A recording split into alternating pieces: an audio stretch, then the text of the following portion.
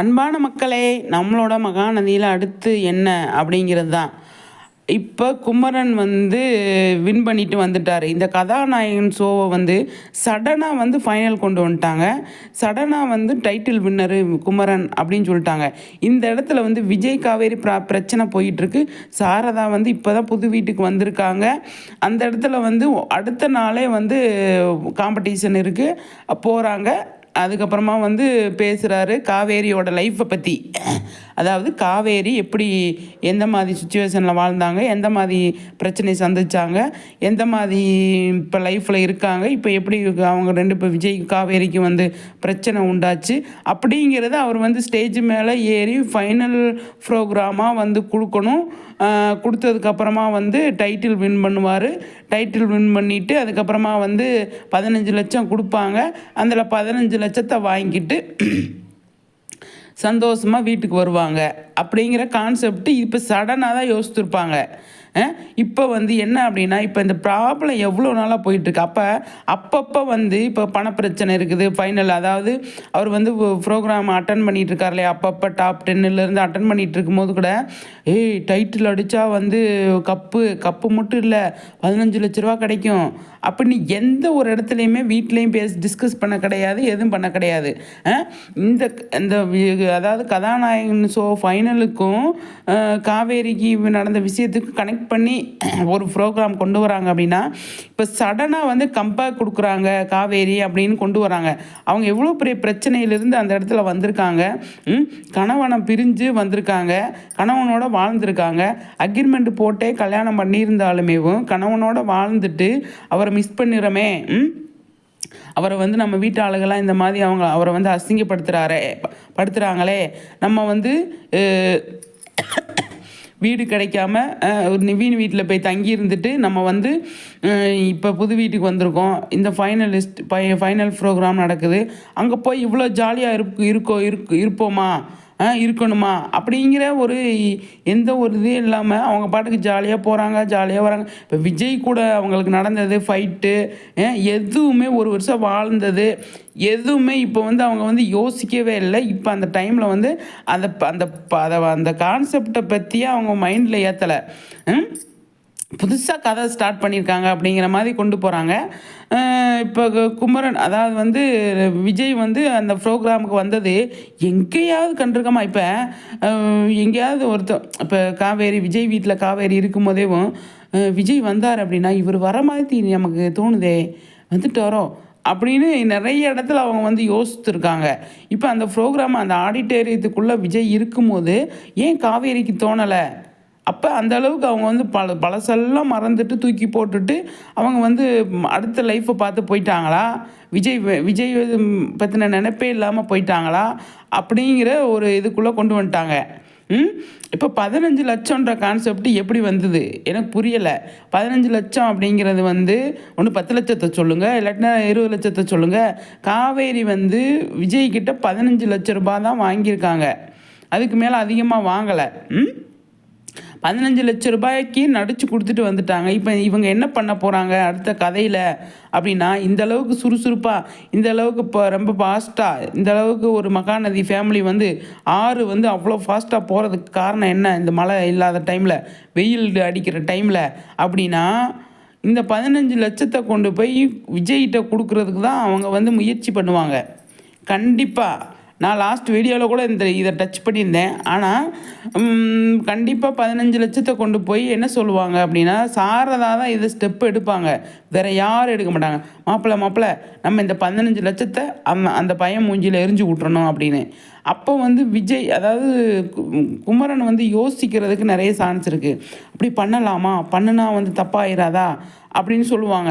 அப்போ காவேரி வந்து அதெல்லாம் வேணாமா, அவர் வந்து கஷ்டப்படுவார் அப்படின்னு சொல்லுவாங்களா அப்படின்னா சொல்ல மாட்டாங்க அப்படிங்கிறத நான் சொல்கிறேன், அடித்து சொல்கிறேன், சொல்ல மாட்டாங்க. ஏன் அப்படின்னா அவங்க அம்மாவுக்கு சத்தியம் பண்ணி கொடுத்துருக்காங்க. அவங்க அம்மா முன்னாடி அவங்க வந்து சொல்ல மாட்டாங்க, அவனை பற்றியே பேசாத அப்படின்னு சொல்லி வச்சுருக்காங்க அவங்க அம்மா. அதனால் வந்து காவேரி வந்து இல்லைம்மா அவர் கொடுக்க வேணாம் அப்படின்னு எதுவும் சொல்ல மாட்டாங்க. அப்போ வந்து சாரதா பேச்சை எல்லாருமே கேட்குற மாதிரி சுச்சுவேஷன் ஆயிரும். அப்போ கங்கா வந்து என்னடி அம்மா இப்படி சொல்லுது அப்படின்னு சொல்லும்போது, எனக்கு ஒன்றும் தெரியலக்கா, எனக்கு என்ன சொல்கிறதுனே புரியலை. அம்மா வந்து சத்தியம் வாங்கிடுச்சு. அவர் பணத்தை கொடுத்தா அவர் என்ன நினைப்பாரு, வாங்க மாட்டாருக்கா.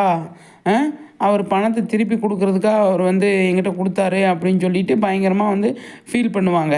சரி விடுடி, நம்ம அம்மாட்ட பேசலாம், அம்மாட்ட கொஞ்சம் பேசி பார்த்தா என்ன நடக்குது அப்படின்னு சொல்லி தெரியும் அப்படின்னு சொல்லி கங்காவும் காவேரியும் பேசுவாங்க.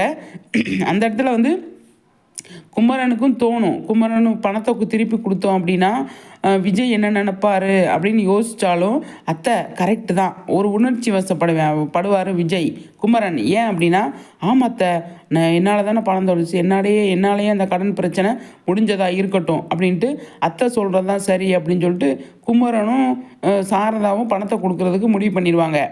அப்போ வந்து எனக்கு பெரிய டவுட்டு, இந்த குமரனுக்கும் இந்த சாரதாவுக்கும் இந்த கான்செப்டில், இந்த 15 லட்சம் கான்செப்டில் பாசிட்டிவாக போகிறதுக்கு சான்ஸ் இருக்குது, நெகட்டிவாக போகிறதுக்கு அதிக சான்ஸ் இருக்குது அப்படிங்கிறதான். எனக்கு தெரிஞ்சு நெகட்டிவாக தான் போகும் அப்படின்றேன். ஆனால் இந்த 15 லட்சம் மேட்டரில் ஸ்ட்ராங்காக நிற்க போகிறது குமரனும் சாரதாவும் நிற்பாங்க, விஜய் கையில் கொடுக்கணும் அப்படின்னு. கங்கா கூட வந்து விஜய்க்குன்னா காவேரி சொல்கிறது கரெக்டு அப்படிங்கிற மாதிரி சொல்லுவாங்க. பாட்டி அப்படி தான் சொல்லுவாங்க, ஆமாண்டி கரெக்டு தான், அவன் காசுக்காக தான் நான் இப்படி பண்ணான். அந்த 10வதுக்கு அந்த கங்கா வருவா, அது கங்கான்றேன், யமுனா வந்து கரெக்டு மாமா நம்ம வந்து காசை கொண்டு போய் மூஞ்சியில் எரிஞ்சு விட்டுறணும். அவன் வந்து விஜய் வந்து பணம் இருக்கிற திமிரில் தான் வந்து இந்த மாதிரிலாம் பண்ணிகிட்ருக்காரு, நம்ம போய் காசை எரிஞ்சு விட்டுறணும் மாமா 15 லட்ச ரூபாயை அப்படின்னு சொல்லி எல்லாம் பிளானை போட்டு பக்காவாக ரெடி பண்ணுறாங்க. நீங்கள் சொல்கிறது கரெக்டு தான், 15 லட்ச ரூபாயை நம்ம போய் கொடுத்துடணும் அப்படின்னு பிளான் பண்ணுறாங்க. அப்போ அந்த இடத்துல காவேரி பேசுவாங்க அப்படின்னா எனக்கு தெரிஞ்சு, நான் இன்னொன்று மறுபடியும் பதிவு பண்ணுறேன், காவேரி பேச மாட்டாங்க. விஜய்கிட்ட அவங்களாம் போகணும்னு நினைக்கும் போது அவங்க வந்து காவேரி பேச மாட்டாங்க. நான் சொல்கிறேன், அடித்து சொல்கிறேன். ஏன் அப்படின்னா, காவேரி பேசுனா வந்து இவங்க வந்து ஸ்டாப் ஆகிறதுக்கு தான் சான்ஸ் இருக்குது. ஆனால் காவேரி ஸ்டாப் பண்ண மாட்டாங்க. காவேரி விஜயை பற்றின நினப்பு இருக்குது மனசில், ஆனால் அவங்க வந்து வெளியே காட்டிக்க மாட்டாங்க. ஆடியன்ஸாக பார்க்குற நமக்கு கூட அது வந்து கனெக்ட் ஆகலை, விஜய் பற்றி காவேரி நினைக்கிறாங்க அப்படின்னு கனெக்ட் ஆகலை. அவங்க அம்மா சொல்கிறது, அதாவது இப்போ அது நேற்று நடந்தது, முடிஞ்சிருச்சு, அடுத்து இதுதான் நடக்க போகுது, நம்ம அடுத்தடுத்த வேலையை பார்ப்போம் அப்படின்ட்டு நிவின்கிட்ட வந்து நிவினோட ஹெல்ப் ஏற்றுக்கிறேன் அப்படிங்கிறாங்க, எல்லோரும் ஹெல்ப் பண்ணுங்க அப்படிங்கிறாங்க. நான் அப்படி இருப்பேன் இப்படி இருப்பேன் அப்படின்னு கொஞ்சம் முன்னாடி இந்த இதுக்கு நான் வரணும் அப்படின்னு அவங்களாம் முயற்சி பண்ணுறாங்க. அது பார்க்க நல்லா இல்லை. ஒரு கணவனை பிடிஞ்சிட்டோம், அக்ரிமெண்ட்டு போட்டுட்டோம், அவனோட நம்ம எப்படி வாழ்ந்தோம், அது வந்து எந்த மாதிரி நம்ம இருந்தோம், நம்ம வீட்டு ஆளுங்களை இப்படி பேசுகிறாங்களே. கங்கா அதாவது யமுனா கிட்ட பேசின மாதிரி மற்றவங்ககிட்ட ஏன் பேசலை, அதாவது சாரதா கிட்ட ஏன் பேசலை அப்படிங்கிறது இருக்கட்டும். அம்மா கிட்ட வந்து சாந்தமாக தான் பேசணும், அம்மா வந்து சொல்கிறத கேட்கணும், கரெக்டு தான். இல்லைம்மா நீ சொல்கிற மாதிரி இல்லை, அவர் இந்த வேறு மாதிரிம்மா, நீ அவர் தப்பாக புரிஞ்சுக்கிட்ட, அவர் அக்ரிமெண்ட் போட்டு கல்யாணம் பண்ணது தப்பு தான், அது வந்து நான் ஒத்துக்கிறேன் நீ சொல்கிறது. மற்றபடி நீ வந்து அவரை பற்றி சொல்கிறது நல்லா இல்லை, அவர் அந்த மாதிரி ஆள் இல்லை, நீ ஒரு வருஷமாக அவரை பார்த்துட்டு நீ இந்த மாதிரி பேசலாமா, பேசக்கூடாது. ஒரு வருஷமாக நீ பார்த்துட்டு அவர் நல்லவர் அப்படின்னு தாம்மா நீ சொன்ன. இந்த அக்ரிமெண்ட்டுன்ற மேட்ரை ஒரு விஷயத்தை வச்சு நீ வந்து அவரை வந்து காயப்படுத்துறது நல்லா இல்லைல்ல, எனக்கு கொஞ்சம் கஷ்டமாக இருக்கும்ல அப்படின்னு சொல்லும்போது, இன்னிமாடி அவன் நினப்பில் இருக்க அப்படின்னு கேட்பாங்க. கேட்டாலும் அவர் நினப்பை விட்டு நான் வெளியே வரணும்னு முடிவு பண்ணாலும், ஆனால் அவரோட வாழ்ந்த நாட்கள் எனக்கு வந்து இருக்கு இல்லையா, அதை எப்படி மறக்க முடியும், அதுலேருந்து உடனே வர முடியாது, கொஞ்சம் கொஞ்சமாக தான் வர முடியும் அப்படின்னு எடுத்து அவங்க அம்மா கிட்ட காவேரி பேசவே மாட்டேங்கிறாங்க. அடுத்தடுத்து வர்ற எபிசோட்லேருந்து அடுத்தடுத்து வர்ற விஷயங்களில் வருமா அப்படின்னு எனக்கு தெரியாது. இப்போ நம்ம ரைட்டர் சார் சொன்ன மாதிரி ஃபன்னாக கொண்டு போவார். விஜய் தான் வந்து களத்தில் இறங்கி காவேரி வீட்டில் வந்து கொஞ்சம் இது பண்ணுறதுக்கு வாய்ப்பு இருக்குது. காவேரி அவங்க அம்மாவும் இந்த மாதிரி ஒரு சீரியஸான விஷயத்த, ஒரு எமோஷ்னலான விஷயத்த வந்து அவங்க பேசுவாங்களா அப்படின்னா எனக்கு தெரிஞ்சு பேசுகிறதுக்கு இப்போதைக்கு சான்ஸ் இல்லை அப்படிங்கிறதான். காவேரியும் அவங்க அம்மாவும் உட்காந்து பேசவே மாட்டாங்க அப்படிங்கிறதா. வேறு பேச்சு வேணால் பேசுவாங்க. அதாவது காவேரி என்னோடய லைஃப் இதுதாம்மா அப்படின்னு சொல்கிறதுக்கு அதுக்கான சான்ஸு அதாவது சாரதா கிட்ட வந்து சொல்ல மாட்டாங்க காவேரி, சாரதாவும் அதுக்கான ஸ்பேஸை கொடுக்க மாட்டாங்க அப்படிங்கிறது தான் நான் சொல்ல வரேன். அந்த இடத்துல வந்து விஜயால் என்ன பண்ண முடியும்? விஜய் வந்து ஒரு கான்செப்டை பிடிச்சிட்டாரு. என்ன அப்படின்னா, வெண்ணிலா இருக்கிறது காவேரிக்கு பிரச்சனை.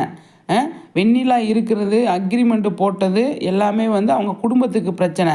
இதெல்லாம் சரி பண்ணணும் அப்படின்னு நம்ம வேற மாதிரி இறங்கணும் அப்படின்னு முடிவு பண்ணி இறங்கியிருக்காரு. நீங்க என்ன நினைக்கிறீங்க?